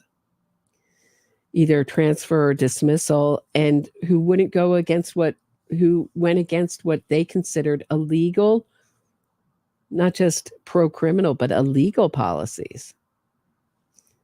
So he's a real piece of work, this guy, so hateable. Lunsford, he's the assistant head deputy for the post-litigation conviction unit, and Nancy Cervier, who is the deputy district attorney in charge of the resentencing unit. Let me begin by telling you that this is a case. Right, so that's something that they've put in, is these conviction integrity units in cities all over the country, and they're pretty much a get out of jail free unit. They're usually staffed with people from the Innocence Project or ideologically aligned with the Innocence Project or former defense lawyers, and pretty much their mandate seems to be, in my view, is to get out as many people as possible. And the reason that the Queens, meaning Queens, New York, integrity unit was started was because of Marty Tankleff. Go listen to my episode on that. And that guy was so guilty. Cuomo, when he let him out, reviewed his case and was like, this guy should no way be seen as, we can't retry him for his murder of his mother. He killed his adoptive parents, Arlene and Seymour Tankleff. We can't retry him for his murder of his father. We can retry him, but we won't. It's been so many years. Memories have faded, witnesses have died, etc. But we're not retrying him, but he should not be seen as innocent of this crime, and he deserves no money. Then he went on and sued for millions, got millions. So it's crazy. So then politicians were like, well, look what happened with Marty Tankleff, because all they read is our biased press, who's not going to go into the court transcripts and actually check out the facts of the case or read Cuomo's decision when he decided to retry them. All they know is they let him out and they didn't retry him. And America loves an innocent story. Where we've had many people in this office spend a great deal of time reviewing the case. I have to tell you unequivocally that we don't have a universal agreement. There are people in the office that strongly believe that the Menendez brothers should stay in prison the rest of their life, and they do not believe that they were molested. And there are people in the office that strongly believe that they should be released immediately and that they were in fact molested. I have to tell you that after a very careful review. Okay, I'm getting triggered here because I think he's using neurolinguistic programming. So neurolinguistic programming is what Tony Robbins uses. It's a way of painting pictures with your words. So he said, I have people in the office who don't believe that they were essayed, but I have people in the office who do, in fact, believe they were essayed. So he's, just by his tone, he's making you believe that the people that should be believed are the latter people who are going along with what was his MO all along. He put up a picture of Eric Menendez in this letter and then took it down 3 days later. He was like, oh yeah, that does look a little obvious what I'm going to do there. That's my view of it. Maybe there's another reason. I don't know. I'm not in his head. But this seems like he's using some neurolinguistic program that was also used in the NXIVM cult. That's why when I hear it, like, you kind of hear these speech patterns and you can get totally hypnotized by it. It's of all the arguments that were made for people on both sides of this equation, I came to a place where I believe that under the law, resentencing is appropriate. He didn't come to a place. The guy's always believed that sentencing is reappropriate for everyone. He's always wanted to get out as many people as possible. I mean, here, you know what? Let's hear it from his own mouth. I don't have to say it. I can have Gascon say it. Let's just take a listen here. My focus from the very beginning when I became the district attorney is I've been working already at the national level for almost a decade on criminal justice reform, really with a very strong focus on reducing incarceration. That was really, at that point in my life, that was really the goal. You know, my goal is much broader today, but, you know, as you will see during the conversation, I'm a product of evolving, obviously. So when I became the district attorney, I believed that we could find a balance between reducing crime and community safety and reducing incarceration. I think you could do both at the same time, and we proved that you could. And that was a primary focus at the time. Isn't that a feel-good message? Hey guys, do you know that you can eat as much ice cream as you want and not gain weight? You can just keep letting people out and not prosecuting anyone and reduce crime at the same time. He came up with a magic formula to just let out as many people as possible, not prosecute anyone, and crime goes down. By letting dangerous people out on the street, crime actually goes down. It's this amazing thing that happens. Same thing, just eat spaghetti Alfredo, all the candy you want, and you lose weight. It's amazing.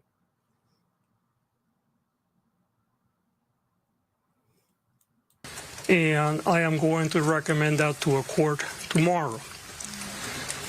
What that means in this particular case is that we're going to recommend to the court that the life without the possibility of parole be removed and that they will be sentenced for murder, which, because there are 2 murders involved, that will be 50 years to life. However, because of their age, under the law, since they were under... Right, under our new laws, our new 26-year-old law that we passed, like, under all our new woke laws, that calculates to they're going to get out about now. That means they're getting out tomorrow, guys.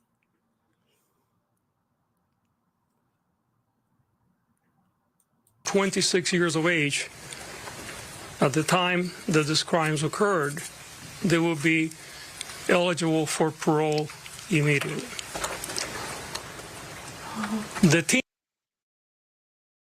That's what I mean. That means that they've calculated it down. That means these guys, these cold-blooded killers, get out now.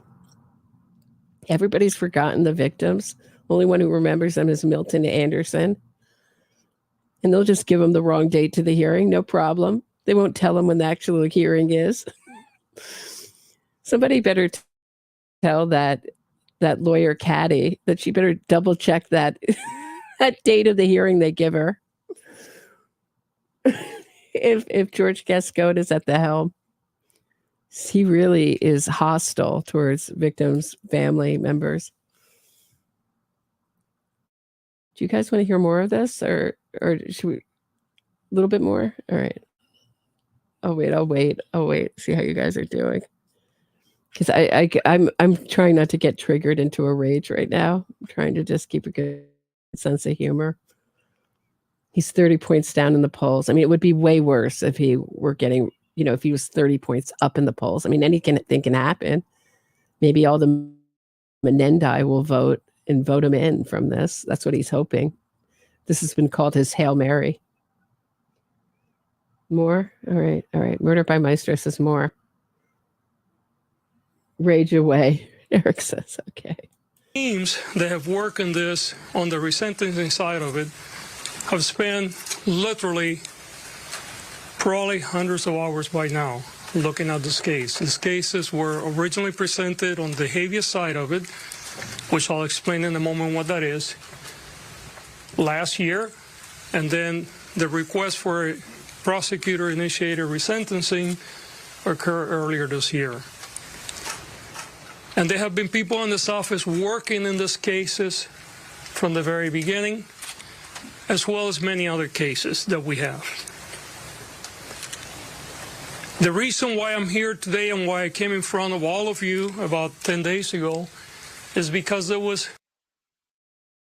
You know, this is why I don't think we should have these laws. Like, every case is so specific. You know, and the sentencings are so considered to each individual case and to the factors and mitigating factors, and so carefully considered. I mean, the sentencing, especially in the NXIVM hearings, I mean, the sentencings went on for 4 and 5 hours. I mean, they were really... Ghislaine Maxwell's was also very long. And I don't believe we should have these laws. I hear in the presidential election, people hyping up Trump for the First Step Act, which gets rid of nonviolent offenders, which sounds so good, doesn't it? It always sounds so good. Nonviolent offenders gives them a path to parole after doing a third of their sentence. So Ghislaine Maxwell, I believe, falls under that. R. Kelly falls under that, I believe. Diddy will fall under that.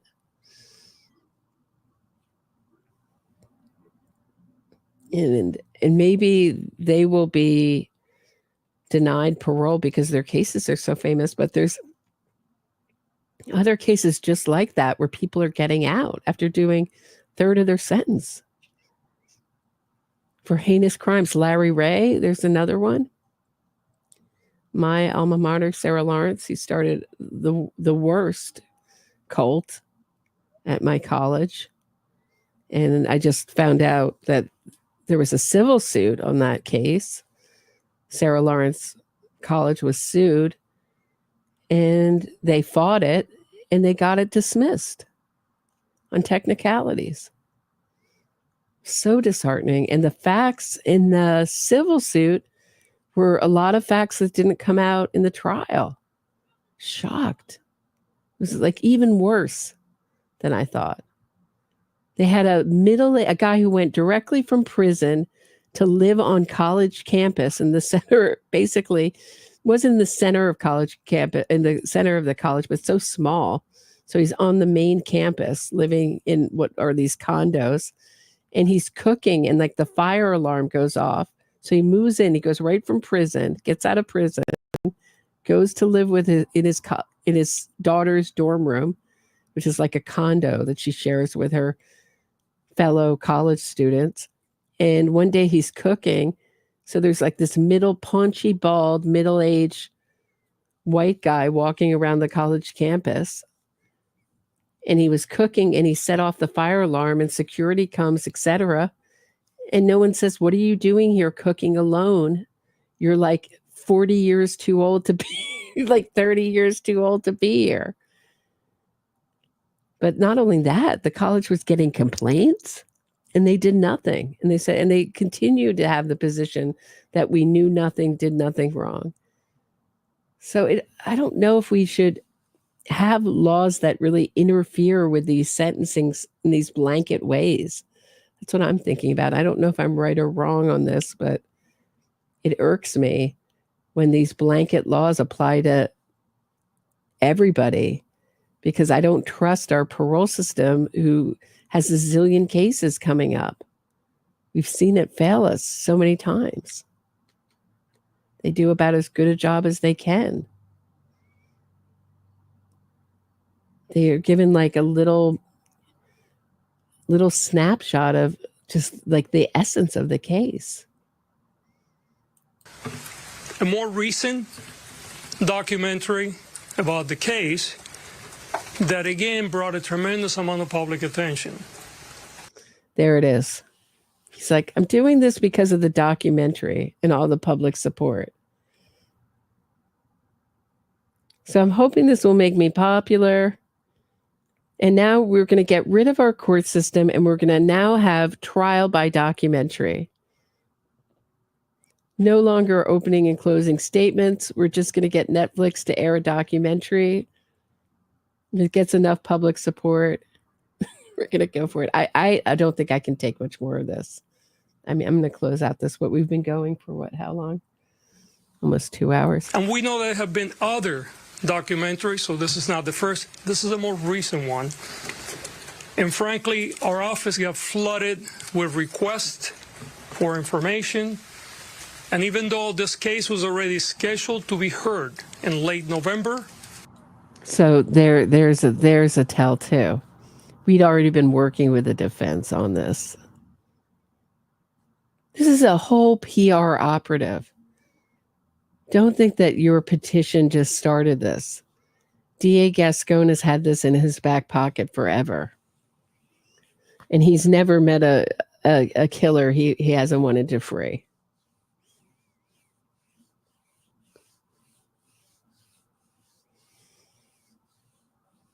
And they're going to get out.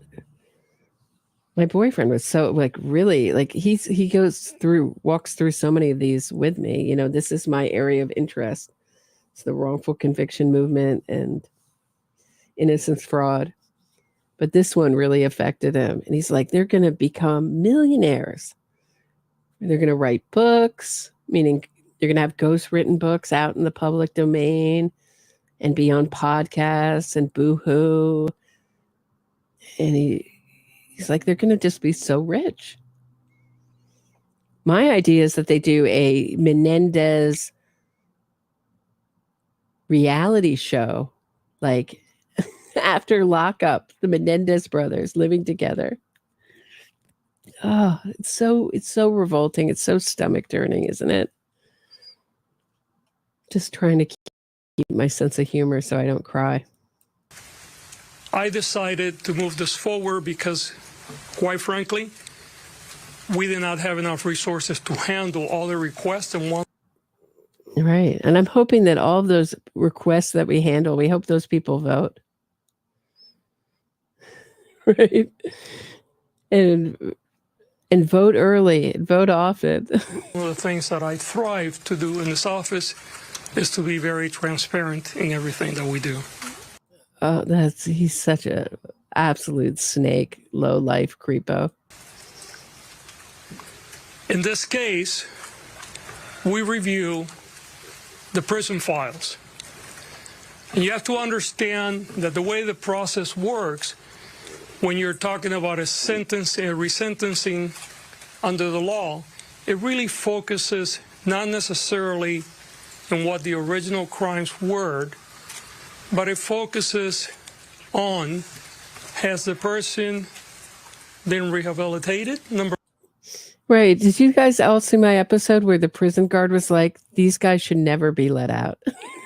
These guys, from my experience of being a prison guard and just using my intuition, he wasn't the most articulate guy. He was on STS, but he was very likable. I found him likable. He was like, this is what I heard when he spoke, just from using my intuition to keep myself safe, that these guys are still dangerous.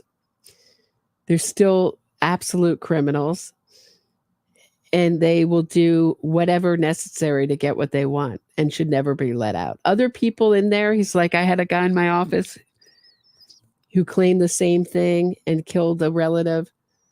That guy, maybe, but the Menendez brothers, never. So,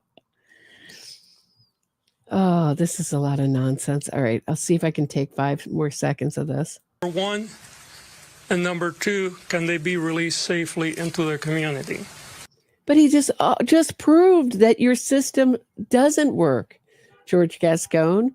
You just released someone who went on to reoffend in the same way that ended a life. It can't be undone. It's not fixable.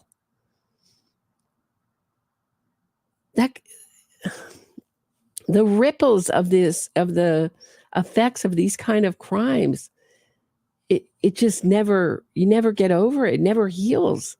It just affects so many people permanently. It can't be fixed. Dude.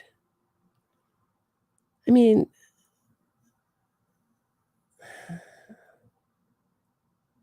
How do you get like this? How do you be? Is he a psychopath? How do you get to be a human being like this?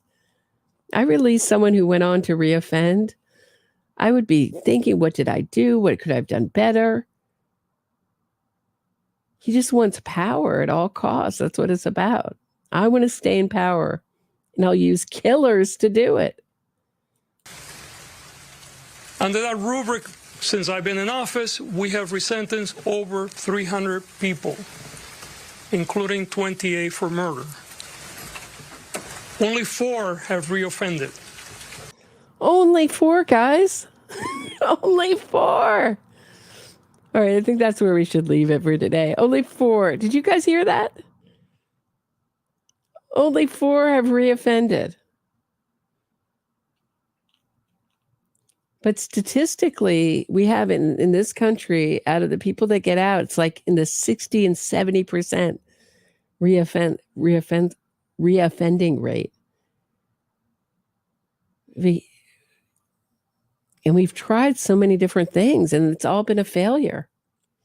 Has anyone else read Stanton Samnow's book, Inside the Criminal Mind? It's very interesting. His idea is that it's not so much about situation or what happens to these people. It's an embrace. It's like a person decides to embrace the criminal lifestyle and they just love it. It's a kind of almost like a coping or just like a style of life, I guess. Very interesting book. Highly recommend it. He just recently passed a couple years back. Doctors can see his lectures on YouTube too. Dr. Stanton Samnow. All right, I'm going to leave it here. We've been going for 2 hours.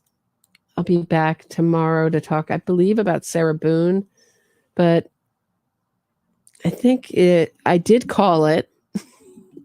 I told you guys this was going to happen. This was a long PR offensive. This was a long con that we were watching in real time go on. I don't believe, he just called the prosecutor. Why did he just call? I don't know which prosecutor he called last night to talk about his decision to undo this. So, that betrays that he already had his mind made up from the beginning. That's so obvious just with his ideology, but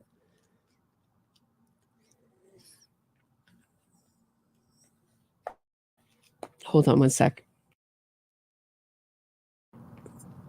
He just got it out of the way, just called them, said we're releasing them. I don't think it was so much like, what do you think? Because he had to have all the Menendez family plan on being there, right? So he's known he's going to do this for how long if they're all there? They don't all live in that area, is my understanding. So to get them all there for that press conference, I think they knew when they were giving the press conference, that's when they planned for this. I believe that press conference, it had already been decided that this was happening. He's known for quite some time. And if you're if you're in DA Gascon's office and you know what happened behind the scenes and want to send me a email, my email is in the about section of my YouTube channel. Send me an email and let me know if I'm right. All right. Have a great night, everybody. I'll see you back here tomorrow at 6 p.m. I'm going to go out the way I often do in these episodes with my song that I wrote for the Menendez brothers. They did it for the money. Have a great night, everybody. See you tomorrow at 6 p.m. Eastern. Thanks for listening.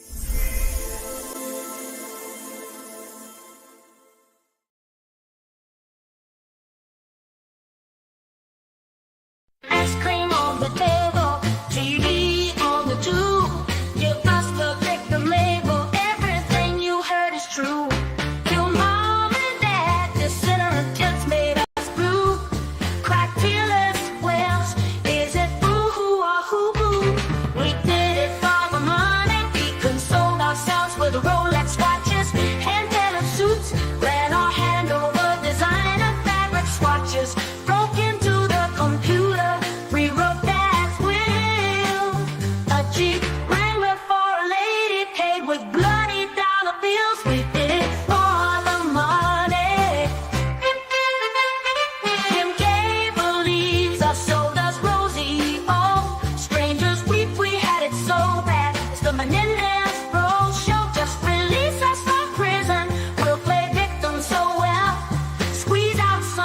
tears, the truth we never tell. Looking for suckers to manipulate emotions, someone with empathy, enough to fill oceans. Just break these prison bars, they'll appear on your YouTube show. Lie and sob and wink, if you know, you know. We did it for the money, we did it for the money. We console ourselves with Rolex watches, hand-tailored suits, ran our hand over designer fabric swatches, broke into the computer, rewrote Dad's will. A Jeep Wrangler for a lady paid with bloody dollar bills. We did it for the money. Kim K believes us, so does Rosie. Oh, strangers weep, we had it so bad. It's the Menendez Bros show. Just release us from prison, we'll play victim so well. Squeeze out some tears, the truth we never tell. Looking for suckers to manipulate emotions, someone with empathy, enough to fill oceans. Just break these prison bars,